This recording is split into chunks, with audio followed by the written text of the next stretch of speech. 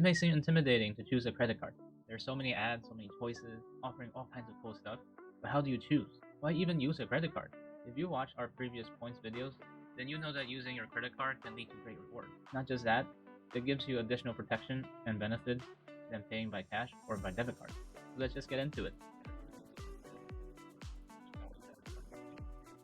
First, the sign-up bonus. Banks offer incentives to use your product, usually in terms of a cashback or bonus points. For a no-fee card, we typically see $200 back after spending $500 in 3 months, or something like that. And for premium cards, we usually see offers of 50,000 points to 100,000 points after spending something like $2,000 or $4,000 in 3 months as well. So we have to take into account whether or not we can hit the spending requirement. A sign-up bonus is only one of the things we consider when getting a card, because this happens in the way beginning and it's only one aspect of the credit card. Second, the earn rates on the card. Like we said before, using your credit card to make purchases earn you points or cashback that we could use. Different cards offer different earnings, so find out what categories that you spend the most on each month. Then you can find a card that matches your spending habits. But for no-fee cards, the earning categories are usually not as generous. But remember, you have to consider everything else as well.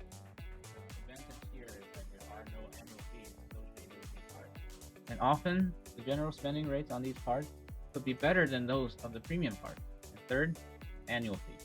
Depending on the perks and the earning categories that are offered, some card issuers may charge an annual fee for the card. So the more perks you get, you probably usually pay more fee. So for your first or a starter card, I usually recommend that you get something with no fee. For example, the American Express Gold, which we have, comes with a $250 annual fee. Many people, including us, were not comfortable paying that much for a fee when we were just starting out. But the card offers a $10 Uber or Uber Eats credit and another $10 food credit at Grubhub or places like Shake Shack that you can use every month. So if you subtract the credits with the annual fee, that's basically only $10 that you're paying every year. This is a good example of a card paying for itself, but it doesn't always apply to all the cards with fees.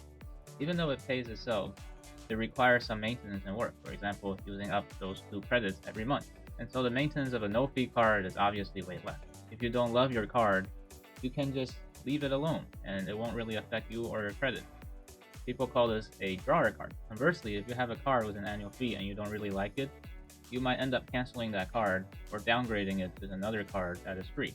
Or worse, you could be paying annual fees because you forgot to cancel it. And so in your calculation for value, you have to account for this, because it may potentially eat into the value that you get out of your card. For the perks and benefits of credit cards, we'll talk about a few common ones. Cards often offer travel protection, like lost baggage, or flight cancellation, and car rental coverage. So in many instances, like here, where they're trying to add on a travel insurance for you, you actually don't need it when paying with a credit card, because that is covered with your card. Cards also offer purchase protection, like extended warranty for certain products. We just went through some of the things.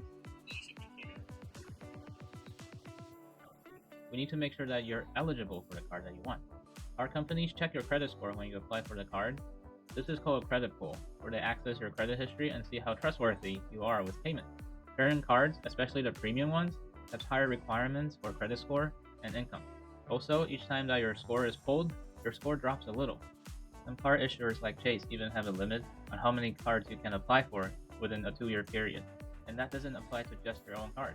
It applies to every other card that you try to get. My first card was the Discover It Chrome. It gives 2% cashback on restaurant and gas, and 1% on everything else. The card has no annual fee, which is something that, again, I recommend for your first card. I don't remember my welcome offer, but Nicole also got the same card around the same time.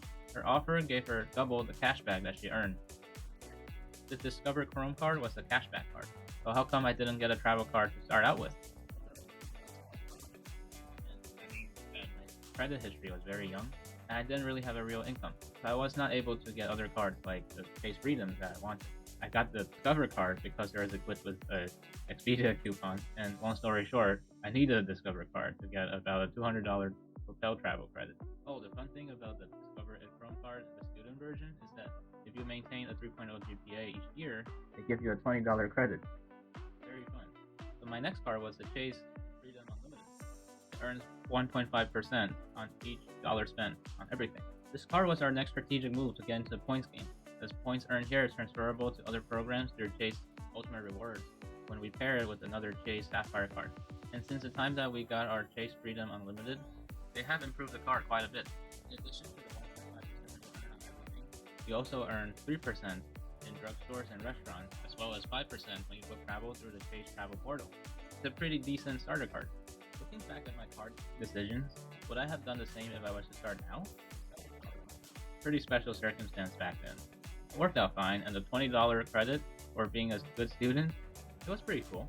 But things have changed since our college days, and competition has driven up the earn rate somewhat. So I might consider this Capital One Favor 1 card with 3% dining, entertainment, groceries, and streaming, and another 5% on travel, and 1% on everything else. And if I'm qualified, I might even consider the City Custom Cash Card, which gives you 5% on each top 2 categories every month, or the Freedom Unlimited again. I hope this is helpful to you, and I hope that you can find a card that's best for you.